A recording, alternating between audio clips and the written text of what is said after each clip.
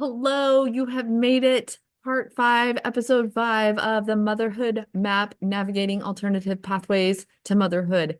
We are here. We're going to recap some things and then give you next steps on finding your own journey. Let's begin right now. Again, with my screen share.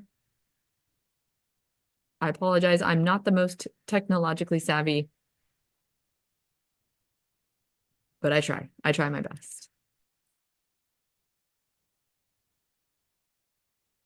Okay, you should see what I'm seeing. I want to help with our objectives today. So, finding your own map to motherhood. We're going to recap the different routes we have already discussed. I want to empower you to realize that biological isn't the only way to a family of your heart. One of my clients through pageantry, I loved her term. She called it her heart family. She actually ended up adopting her biological niece, and that is her heart family. And I loved, loved, loved that way that she described it. So I'm going to use that from now on. I want to inspire you to explore and discover the numerous pathways that exist. But I also want to uplift you with inspirational stories and real life stories of other women and my own experiences. And again, you can find more of those stories in my podcast, Miss Style, Strength, and Grace.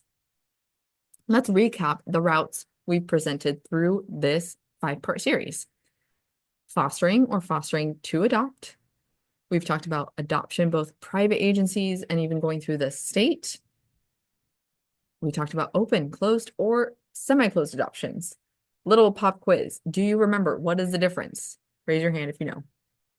Okay, you don't really have to raise your hand, but adoption with an open plan means there are open lines of communication from the birth family or birth mother to the adoptive parents, versus a closed adoption means there is a line of communication through the agency, usually, or a caseworker. Or a semi-open plan, semi-closed, means there's somewhat of communication and maybe the identities are shared, but things are shared through the agency again. Like I said, with closed, usually the identification of the birth family or birth mother is not known to the adoptive parents.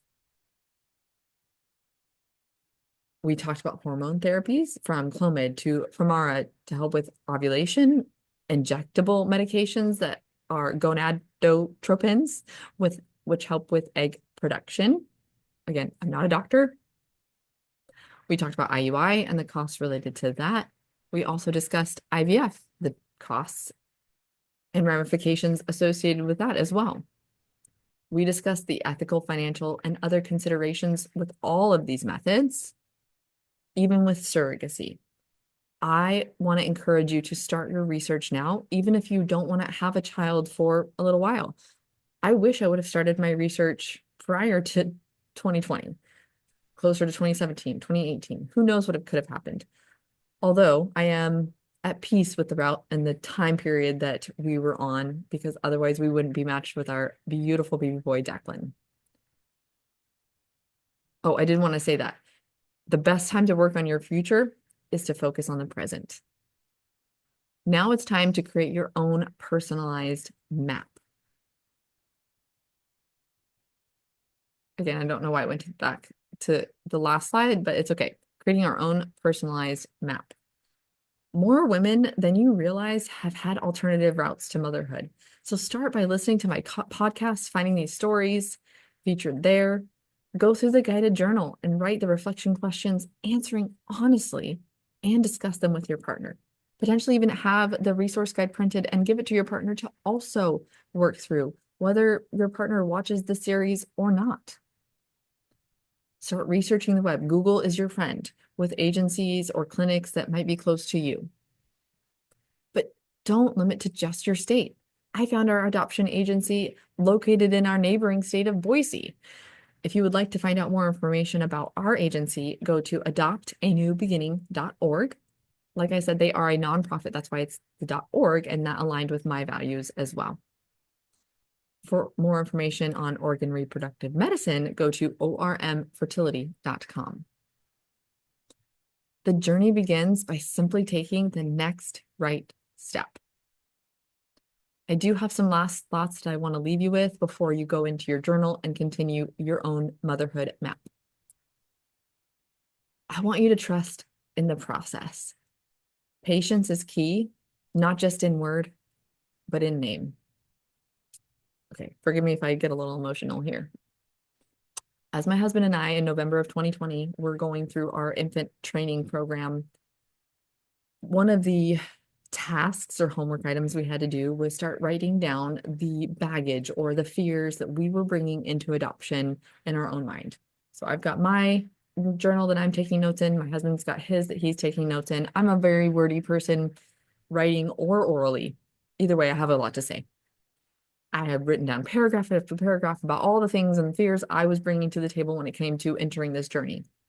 And my husband, a man of very little words, wrote down one word, just one, nothing else. And I didn't realize this until later when I found his journal as I was filing some paperwork. The one word he wrote down was patience. Felt like he struggles with patience going through this journey, not only with the waiting pool, but patience with me and just being impatient. So he wrote down the word that he wanted to focus on and learn more about was patience. Fast forward almost a year later in October, when we got a call that our profile book had been reviewed by a birth mother who wanted to interview and meet us. About a week later, we met with her in person and I learned her name. I, at this point, only knew her initials as PJ.